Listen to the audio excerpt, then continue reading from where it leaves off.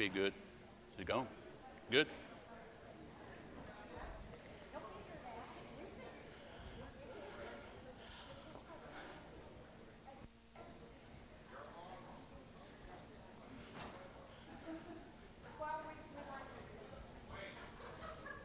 I said, oh,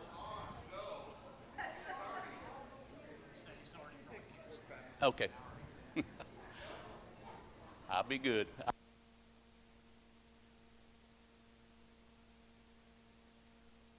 All right, everybody, let's have a seat if you can. If you can't, just keep meandering around. It'll be all right. Can everybody hear me, I assume? And I'm glad that we had a lot of people absent today so they wouldn't have to endure this, so it works out great. But, when I talked to Ross and he was asking for volunteers about teaching this class, I said, yeah, I'll volunteer. It doesn't matter. And he said, well, what person did you want to teach on? I said, I don't care. Just give me anybody. I said, whatever nobody else wants, I'll take. But anyway, then when I heard who I was going to be speaking on, I said, I didn't know he was that old. And I got to thinking about it. I said, well, he looks pretty old, and then I was just trying to think of what I could teach on, and because I thought he said Sam Lowe. But it was Samuel, and I thought, well, how did I get Sam Lowe? But anyway, so Sam's not here. If you're here, Sam, thanks, buddy. I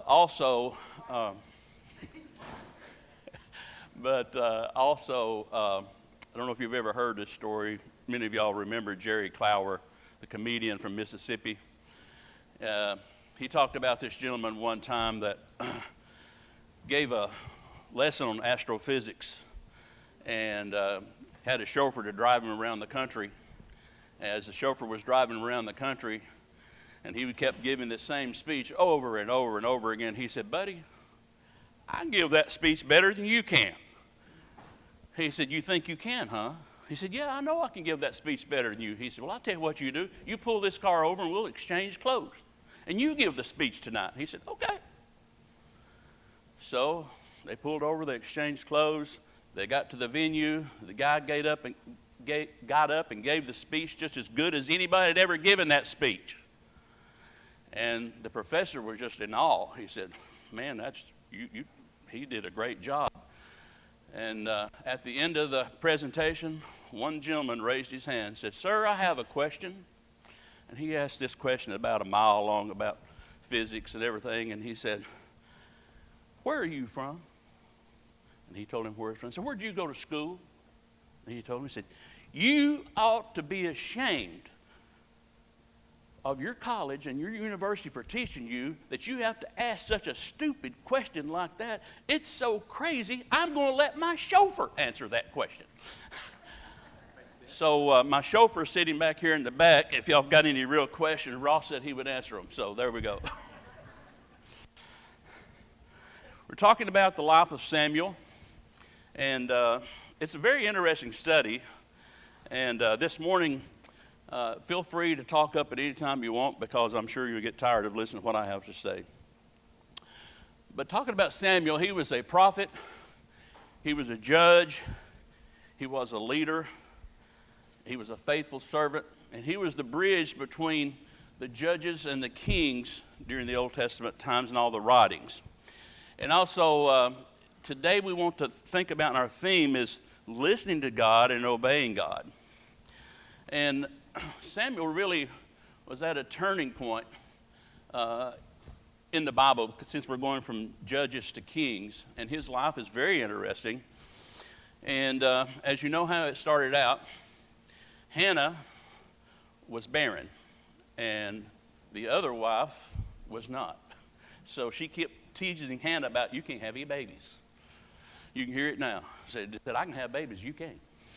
So she prayed to God. She said, went to Eli and told Eli, said, she was praying, and Eli thought she was drunk.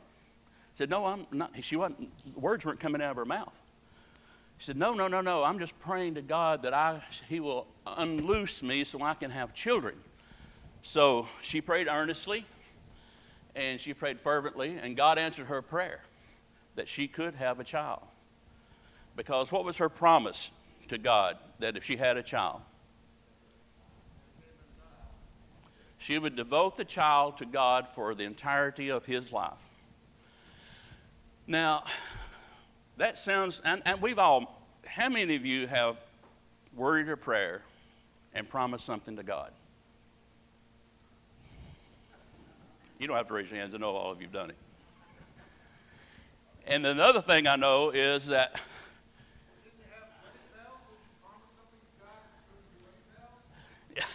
you know, and we have to promise that we're going to do something. But you know, the thing about it is that we really don't need to barter with God. We can ask God, but what we don't need to do is, I tell you what, God, you do this and I'll do that. You know, it's okay. Hannah did that, basically. You do this, I'll do that. But how many times have we done that and not done our part? Well, God, if you give me this, I'll do this in return. But yet, we forget all about that. Once God has fulfilled our promise, his promise that he made to us and what we had asked for, many times we don't even think about it again. We don't even thank God for giving us what we asked for. We just go on about our lives. Well, I guess I had it coming to me. That was a great thing that happened to me today. Well, maybe so. How many children did Hannah have? She prayed for one. She ended up with 6. 3 sons, 3 daughters. And Samuel is the one we really know about. Now think about this. You're a young mother. You've never had a child. And you're going to give your child to God. So after she weans the baby, they go up to the temple and Eli, and she gives the baby basically to Eli. How often does she see the baby after that? You know? Once a year. When they would go up to make sacrifices. Once a year. I don't know about you guys, but that seems pretty extreme to me that I would make a promise to God and just only see my child once a year. But she said, I pray for this child, and the Lord has granted me what I ask of him. And she did exactly what she said she was going to do. She dedicated him to the Lord. He was raised in the temple, and he served under Eli. And Samuel continued to grow in stature and favor with the Lord and with the people. Everybody began to know who Samuel was because he was such a stalwart helping Eli, and everyone began to know who he was. And it was amazing how the people accepted him and how quickly he accepted him, because really all he ever did was stay right there in the temple and do his work and do Eli's work. And then, I'm not for sure the age he was when this happened, but God calls out to Samuel. And what happened when God called Samuel? He said, Samuel. They were both asleep. Eli and Samuel were both asleep, guarding the lamps so they wouldn't burn out.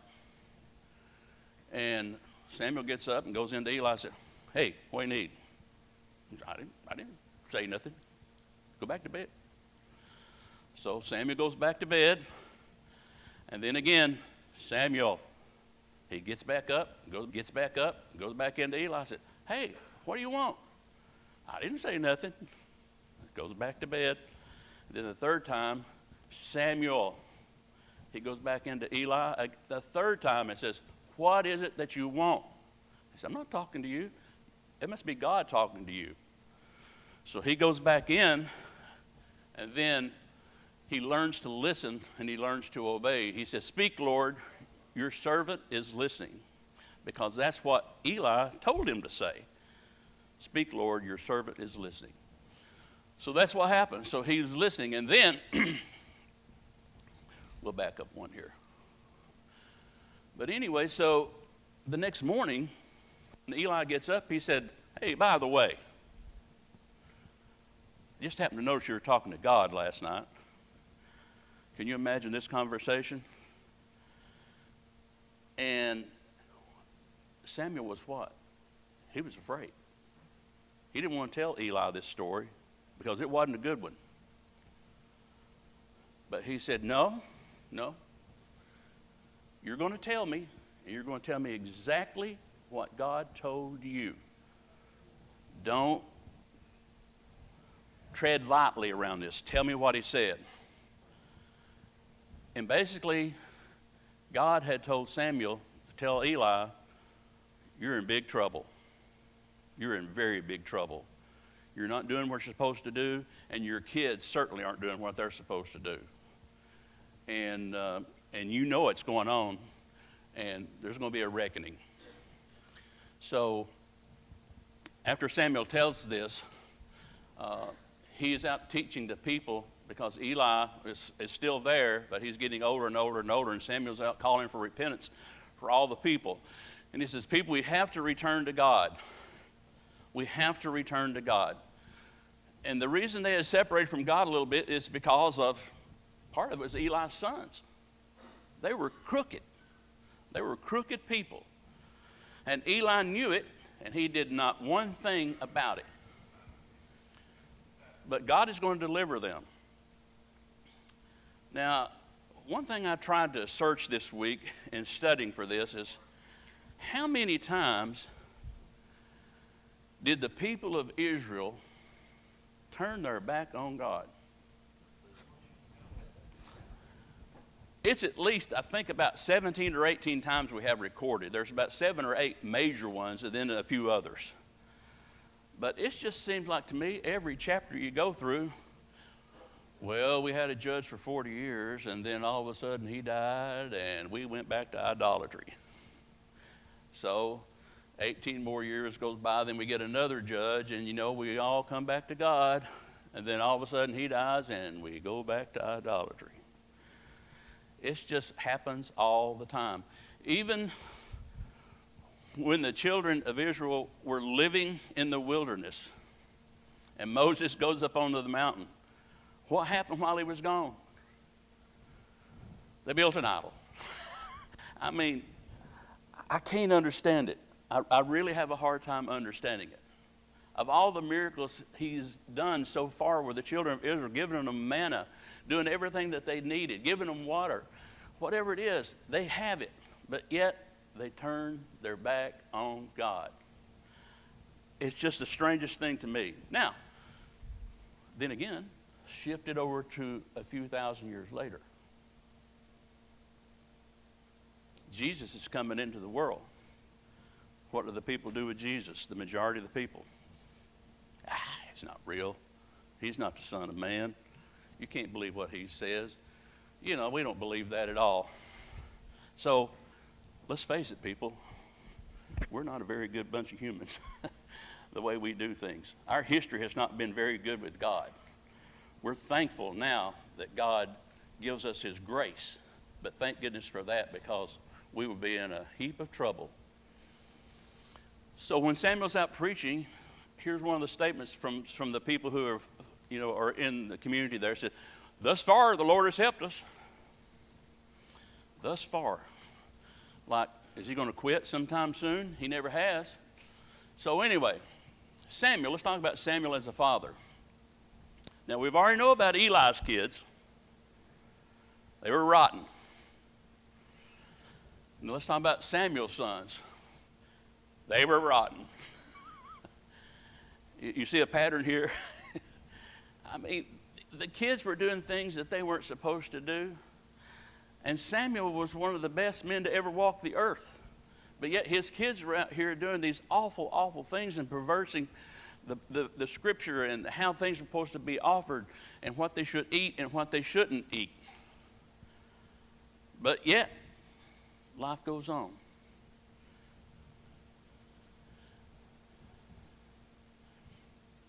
So what happens after a while? Samuel's kids, the two judges, as Samuel gets older, Samuel's kids are doing so much evil and wrong. The people are saying, why don't we just have a king? Everybody else has got one. We need one. So this really hurt Samuel, because he said, not really. You don't know what you're asking for, because you've got a king, the King of Kings. You've got God. He is your king. But yet you want an earthly king. So they're rejecting the true leadership of God and to put their faith in some man. So God says, okay, I've heard enough of it. If y'all want a king, you're going to get a king. So that's where we go from there. But right now, let's talk about Eli's parenting failures. As you see up there, he knew the sons were corrupt. He did not restrain them. He had passive leadership. I don't think that's the way God intends us to raise our children. Eli was so tied up in his work and everything that he was doing, he apparently did not have much time to spend with his children. So the children made their own way, and their own way was corrupt. And they did not put God in their own heart, but they did all the things that they wanted to do to make money. It's basically wanted to be rich, wanted to have money, wanted to have everything the world has. Just like the people wanting a king, they looked at people like Eli and his kids said, well, I believe we can do better. You look at human nature, and people have the same tendency to do things. Absolute power corrupts absolutely. In both of these gentlemen, where they're at, if they were able to have their sons follow in their footsteps, true in their footsteps, being submissive to God's will, then they would be doing what God wanted them to do. Sure. But they decided to please themselves instead of please God. Yep. And you're exactly right. It becomes more, rather than pleasing God, it's pleasing themselves. And that doesn't happen, thankfully, in today's time. You never hear of that happening. And we still have idol worship today, too. They're all around us. But yeah, it's strange how that the devil works in our minds to let us think that something will be okay with God. That'll be okay. Don't worry about it. God won't mind. God won't mind at all. In a couple of weeks, I'll be talking to you guys again about Naaman. And there's some things in there we're going to study, and we're going to study about how that applies to today's world, about how the devil is telling people, never mind, it doesn't really matter. But why do you do such things? I hear all these evil things from the people, Eli told his sons, and they have no excuse other than what they want to do. Now let's talk about Saul and his failures. Well, we know Saul was appointed king. He came from Benjamin, the tribe of Benjamin, and the smallest tribe, and also the smallest group of family members just about in the tribe of Benjamin. Matter of fact, when it became time to appoint Saul, he was kind of hiding out of the way. Timid a little bit. Didn't know, I guess he was kind of unsure why would God appoint me? But Saul also, as he grew older, and what happened to Saul? I mean, he became king, and everything was great for a while. Everyone was doing well. Everybody loved King Saul. And then what happened? What was the defining moment for Saul that made things turn around? God told him, or Samuel told him, we're going to go into this battle. You go there and prepare. In 7 days I'll be here. We'll make a sacrifice, and then we'll go be victorious. Well, Saul took all of his men over there to the battle,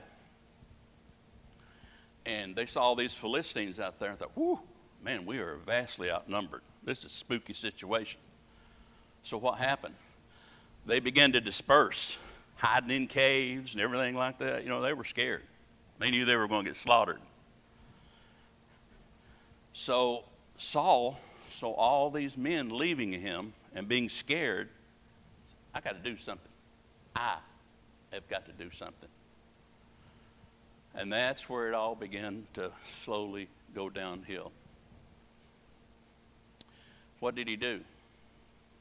Anybody remember? You know. He went ahead and made this sacrifice to God without waiting for Samuel. And when Samuel got there, right after it happened, he said, "Hey, what's going on here? I told you to wait on me." Well, 7 days came and you weren't here. Well, it was still the seventh day. Yeah, but my men were leaving me. My men were running around. They were hiding in caves. They were deserting us left and right, and you weren't here. But I told you I was coming. And we made this vow. This is what we're going to do. But,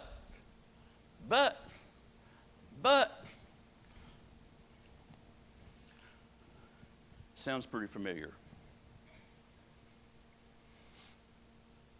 So, Saul got a little full of himself. I'll do the altar. I'll make the sacrifice. I'll be the big boy here. I'll show Samuel. I'll do what I want to do. Didn't work out too good for him, did it? So he chose image over obedience. Yes? That he feared the people, which means he feared them more than he feared God. Right, exactly. And that was one of the other excuses he had. Yeah, I mean, hey, my army, I'm afraid of them. So he chose that over God. Now, it's easy to cast blame on Saul. You should have known better, buddy. Goodness gracious. You had Samuel. He's a prophet, a judge. You knew better. But also, hey, wait a minute.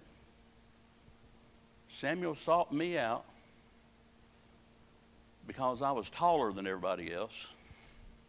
You know, he was head and shoulders above everybody.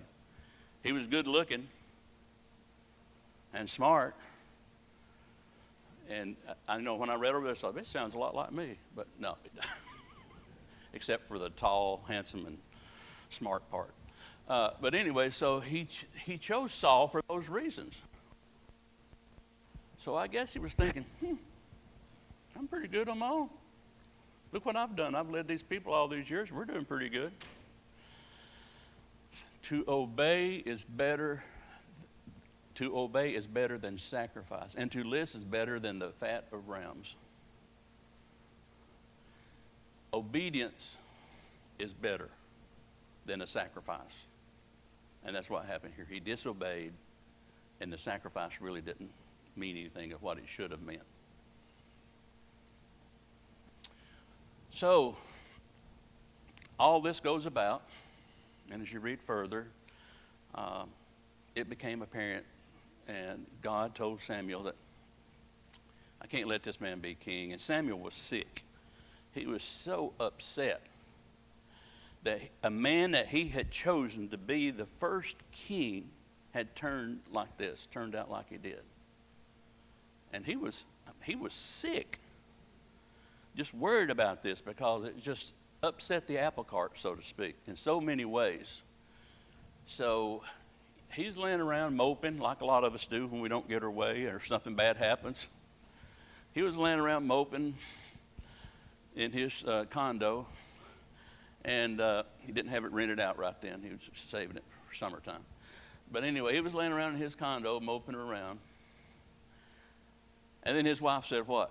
What in the world are you? I'm tired of this. Wah, wah, wah. I'm tired of it. Do something about it. Pull yourself out of this funk. Do something that's going to make you feel better. So he thought, I believe she's right. So he started out on another journey. And then he said this time he's going to look someone, instead of with stature, good looks, and all the other attributes, he's going to look for someone who is a man after God's own heart. And we know who that is, David.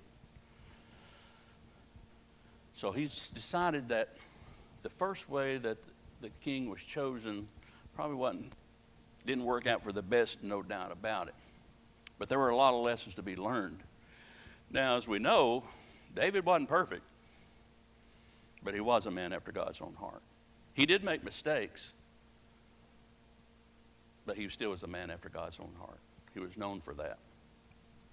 So, as time goes on, he finds David, he talks to David and his family, and by this time, God had told Saul and Samuel that some bad things are going to happen to Saul.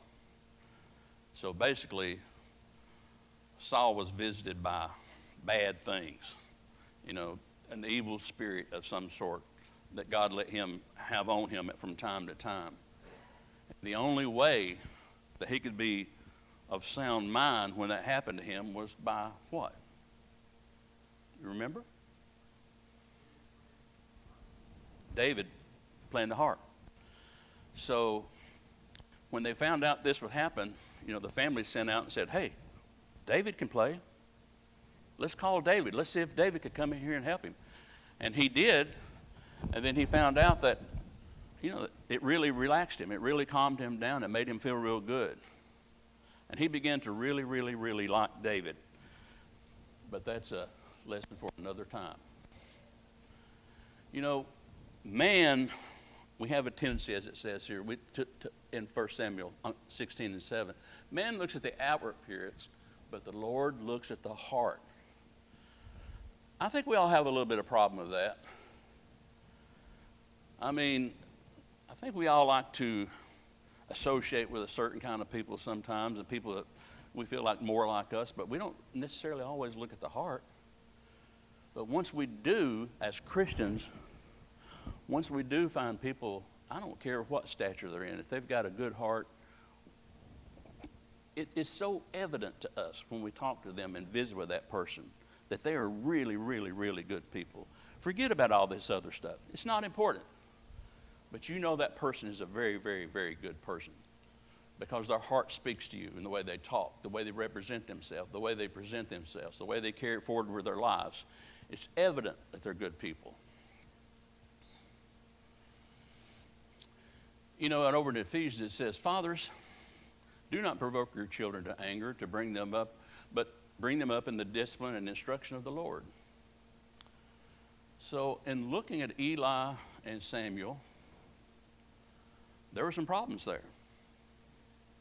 They didn't do this. They didn't bring them up in the spirit and admonition of the Lord. Matter of fact, Eli's sons, they told him, said they're going to die on the same day. And they did. They were both killed in battle on the same day. So, and then they went back to tell Eli that his sons had been killed in battle. And what happened to Eli as soon as they told him? Fell off his chair, fell down, broke his neck, dead on the spot. So all they are right there at the same time. God's promise through Samuel had been carried out. Now, he was very old. He couldn't hardly see. They had to tell him things going on around him. But still, fell off his chair, fell off of a rock, broke his neck. But we have to bring up our children in the nurture and admonition of the Lord. Now, do we always think that if we do that, it's a fail-safe? Does everyone believe it's an absolute fail-safe? It's not a right or wrong answer. Just opinion. No. It's sad, but you can raise your children up in the admonition of the Lord, and I always hope, or we always hope, that someday they will return to that. And we hold that hope. And that's what we're told, but we have to continue on with that hope. And what it doesn't mean is when we're raising our children, You can raise them up the best you can. They're still going to rebel, a lot of them. It's in their spirit sometimes that they're just going to rebel because, well, my parents said do that, and I'm not doing that. My parents went to church here, so I'm not doing that. You know how it is. You don't have to explain that to anybody. But what happens if we quit trying to lead them back? Lose them forever. You know, the Bible didn't say you raise them up, that's it. Didn't say that. We've got to love our children throughout their entire lives, or as long as we have them on this earth. As long as they're on this earth, as they say, there's a chance. But we have to believe in that chance strong enough and pray about that chance strong enough that we're going to do something about it. You can pray all you want to about people, but if you're not willing to do something, it's not going to work. When it comes to that subject, and life experience is kind of talking with, they still have free will. You may raise them up, but God gave them free will. Mm-hmm. They have to choose. And as long as, and my philosophy has always been, as long as there's breath, there's hope. Yep. And I know several people, including my own father, who didn't get baptized till he was in his 70s. Yep. It took him that long to realize Mm-hmm. that he was worthy, because he didn't think it. Yep. So, but he wasn't worthy. I mean, none of us were worthy. Right. But he realized that, but it took that long. So as long as there's breath, there's As long as there's breath, there's hope. As long as we don't give up on them, and as long as we can pray and open our mouths, there's a chance. There's a chance. And we can pray that God will give them a life and an opportunity. Years ago, like I say, I've told y'all before, I was raised in a church up in Tennessee that ultra-conservative was here, and then we went further on out. So I didn't know what grace was till I moved to Birmingham, Alabama. I remember that. And then I found out what grace was. So, wow, where's this been all my life? I used to worry myself to death. I wore the front seat of the church out at our church. But anyway, at that time there was an older gentleman. He would always come down. We're having gospel meetings. We would go up to where he went to church and then have gospel meetings. He was such a kind man. Everybody loved this man, never obeyed the gospel. My mother talked to him one night and said, Sam, I'm going to come back there and sit with you. And when they offered the invitation, will you walk up there with me? He said, yes, I will. Yes, I will. He said, we've been praying for you for so long. And you know this is what you need to do. So the preacher, who was one of his really dear friends, got finished with his message and offered the invitation. And my mother was standing there, and Sam was standing there with tears in his eyes, would not move. Wouldn't move. My mother crying, begging him, would not move. Would not move. They kept after him and kept after him for a couple of years after that. He goes to the hospital, and he's dying. And he's in and out of a coma. Now, y'all can answer this, whatever your question, whatever you feel like. But let me tell you what happened. He would wake up in and out of a coma, and all he would say is, baptize me, baptize me. Never happened. Never happened. That's a sad, sad, sad story. One of the saddest stories I've ever heard in my life. I can't tell you what happened to the man. I'm not the judge. But I can tell you what the scripture says. But that's all I can do. Did he have an opportunity? Oh, man. Beaten down the door with opportunity. Did he accept the opportunity? Never. But he knew. He knew what was right.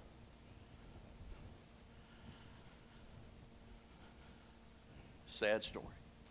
He must manage his own household well, keeping his children submissive, for if one does not know how to manage his own household, how can he manage the church of God? Now, we use this for elders, deacons, but it's talking to us too. We have to manage our own household well. And that's what God expects us to do. He put men in a certain position and women in a certain position. And we know what our jobs are. And we're to raise our children well. But sometimes our work and our lives, we get so busy, we forget about that part. We forget about that part. I'll use my son as an example. It's a good one. I won't say anything bad. He had a very, very, very, very good job, making more money than I ever thought I'd ever seen, doing extremely well. But he told me, he said, Dad, I just can't be around my kids enough. He only had 2 at the time. Now he's got 4. I just can't be around my kids enough. He said, I'm going to start doing something else to try to take care of my family so I can be there with them. He walked away from that job. Now they homeschool. He's there with them every single day. Couldn't be happier. Now, he walked away from a lot, but he sacrificed it for his children. And I've always respected him for that. And he's a very, very, very good dad. Also, one who is faithful over very little is also faithful in very much. And anyone who is dishonest in a little is dishonest in very much. We have to be faithful. You say, well, I just need to do this little part. Well, okay, do your little part. But if you're going to be faithful in one little part, you can do faithful in more. And then you can do faithful in more, and more, and more, and more. And then when you do that, people around you are going to see that. Wow, he really believes what he says or she says. He really trusts in God enough to do those type things. And I think that's absolutely wonderful that they see this. But if our children see us, you know, you're in Publix one day and you get outside and you've got that $25 ham they forgot to check out. And you don't go back in, ooh, they missed that. Let's keep that. What are you showing your kids? What are you showing your kids? You don't even have to be a $25 ham. It can be something extremely small, very small. I remember when I was a kid, we were on a trip with our junior high, and we were at a state park in Tennessee. And I was a Christian, and I went up to this place to get a snack. And they were real busy, so I grabbed a pack of crackers and left.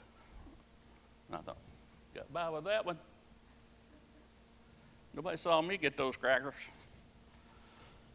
You know, that bothered me for years. And many years after that, Myra and I had 2 children. We were camping out at that same park.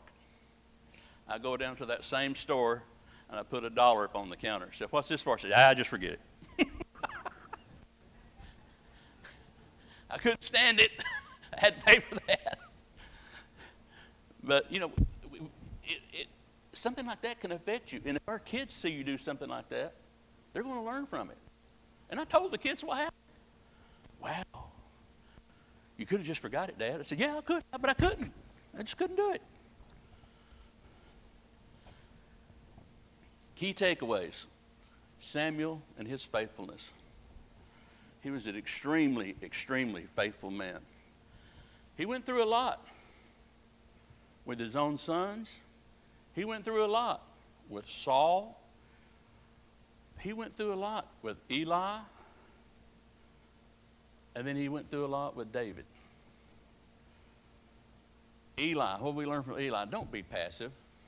Take an active role in your children's life. Make sure you're available. Saul, obey fully. Don't take it into your own hands to make the rules. If I made the rules for salvation, they may be a lot easier. I don't know. I think they're pretty easy right now. But don't take that into your hand. It's not yours to accept, take away, add to, anything. It's not yours. David, God looks at the heart. And must have had a good one, because it talks about it a lot. I'm like the Beverly Hillbillies. There goes that thing again. Must be time to eat. Y'all remember that? We have to go to the fancy eating table. What is the lesson for us as parents or grandparents? Now, some of you in here still have children that are in high school, elementary, or whatever. There's a lot of you that in here that doesn't look like you have kids that age. I'll just be honest with you. We all look a little bit older than that. But as a parent, what should we take from all this? Always look for an opportunity to inspire your children to be the best they can be. Always take the opportunity to try to do something to inspire your children to be the best that they can be. The best that they can be.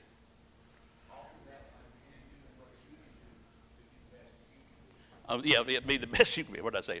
Say it backwards. I said often it's what you can do Yes. to be the best you can be an inspiration for them. Yeah.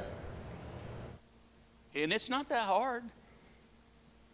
It takes some sacrifice. Depends on what kind of box of crackers you got. Yeah, it depends on the size of the crackers. No doubt about it. If it had been a Snickers bar, I don't know. But it is. What do we want to do?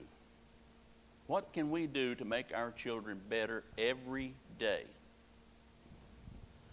Now, is it where that every time we get mad as a young parent, you let out a word about that long? No. Is it that we get angry? We can get angry, we just don't sin. Is it that we, at every meal, we think we have to have something to drink other than water or some other kind of non-alcoholic beverage? And a lot of people doesn't agree with me on this one, and that's okay. I don't care. It's my belief. It's my life. You choose to live yours like you want. But I could never understand how I could drink alcoholic beverages in front of my kids and be a good example. I could never understand how I could drink alcoholic beverages and sit in a restaurant with other people, then church members come by and say, ooh. Now that's me. If y'all got other opinions about it, that's you. But that's me. I don't feel comfortable with it at all. Never have, never will. So I think we have to if we're going to put forth our best example to our children and to our grandchildren, it's the best example that we can be. We're going to make mistakes. And what legacy are we building? Are you building a legacy that you bring up your children to understand that it's get mad and say what you want to say? Or are you building a legacy that says, do whatever you want to do, I don't care. If you want to steal something, do it. Don't worry, that's not that big of a deal. Or are we building a legacy that images and mirrors what Christ would have us do? That's what we're trying to do. Let's keep that. Yes, ma'am. Small children, parents live a double life, and you can't fool kids. They know what's going on. Yeah, you can't live a double life. They hear and they know what's going on. The kids know what's going on. I'll give you another example, and I always use myself, try to.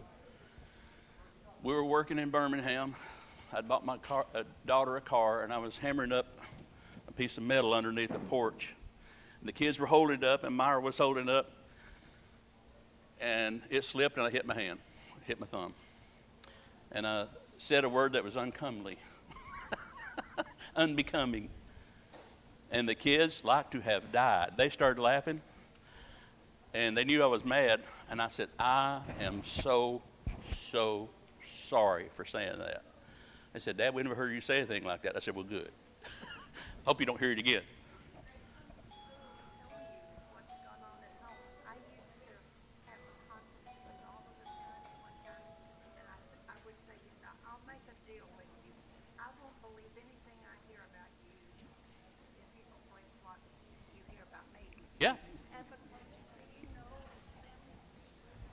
Yeah. I won't believe nothing about you if you don't believe nothing about me that you hear. Well, I appreciate it. I'm out of time, and that was my last slide anyway, so it worked out pretty good on time. So thank y'all very much.